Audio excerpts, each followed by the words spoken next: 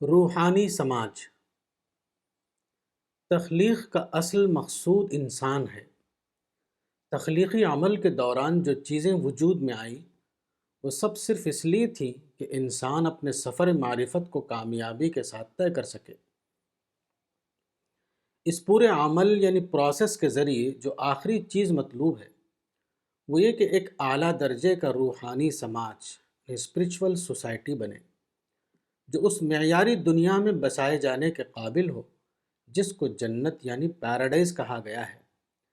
جنت ایک پرفیکٹ دنیا یعنی پرفیکٹ ورلڈ ہے جو ان انسانوں کی آباد کاری کے لیے بنائی گئی ہے جو اپنے آپ کو اس کا اہل یعنی کمپیٹنٹ ثابت کریں۔ دنیا میں انسان کو کامل آزادی حاصل ہے، وہ آزاد ہے کہ اپنے آپ کو جیسا چاہے ویسا بنائے۔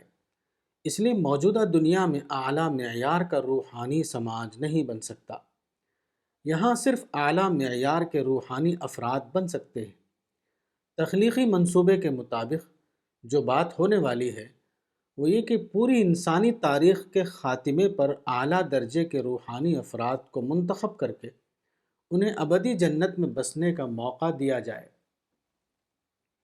اور باقی لوگوں کو چھانٹ کر ان سے الگ کر دیا جائے۔ اس اعلیٰ درجے کے روحانی سماج میں کون لوگ شامل ہوں گے ان کا ذکر قرآن میں 4 گروہ کی صورت میں کیا گیا ہے۔ قرآن کے الفاظ یہ ہیں: وَمَن يُطِعِ اللَّهَ وَالرَّسُولَ فَأُولَئِكَ مَعَ الَّذِينَ أَنْعَمَ اللَّهُ عَلَيْهِم مِّنَ النَّبِيِّينَ وَالصِّدِّيقِينَ وَالشُّهَدَاءِ وَالصَّالِحِينَ وَحَسُنَ أُولَئِكَ رَفِيقًا۔ سورہ نمبر 4 آیت 69۔ یعنی اور جو اللہ اور رسول کی اطاعت کرے گا وہ ان لوگوں کے ساتھ ہوگا جن پر اللہ نے انعام کیا، یعنی پیغمبر اور صدیق اور شہید اور صالح۔ کیسی اچھی ہے ان کی رفاقت۔ اس اعلیٰ سماج کی خصوصیت یہ بتائی گئی ہے حسن رفاقت کا سماج ہوگا۔ وہاں کوئی انسان دوسرے انسان کے لیے کوئی مسئلہ یعنی نیوسنس پیدا نہیں کرے گا۔ ہر انسان دوسرے انسان کا بہترین ساتھی ہوگا۔ ہر انسان قابل پیشن گوئی کردار یعنی پریڈکٹیبل کیریکٹر کا حامل ہوگا۔ ہر انسان دوسرے انسان کا سچا رفیق ہوگا۔ کوئی انسان دوسرے انسان کا حریف نہ ہوگا۔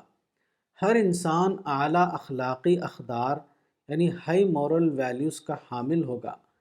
ہر انسان کامل درجے میں سچائی اور دیانت داری یعنی آنیسٹی کی صفات سے متصف ہوگا وغیرہ۔ اس تخلیق کے مطابق جو تصویر بنتی ہے وہ یہ ہے کہ اللہ نے چاہا کہ وہ اعلیٰ درجے کی ایک دنیا بنائے۔ اسی اعلیٰ درجے کی دنیا کا نام جنت یعنی پیراڈائز ہے۔ اس تخلیق کا نقشہ اس اعتبار سے بنایا گیا جو اعلیٰ درجے کے مطلوب انسان کو وجود میں لانے میں مددگار ہو سکے۔ چونکہ یہ انسان وہ تھے جو سیلف میڈ مین کے معیار پر پورے اترے، اس لیے اس تخلیقی منصوبے کے مکمل ہونے میں تقریباً 13 بلین سال لگے۔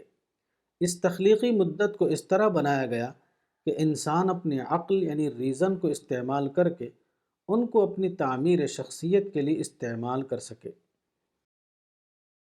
الرسالہ، جنوری 2017، مولانا وحید الدین خان، صفحہ نمبر 11۔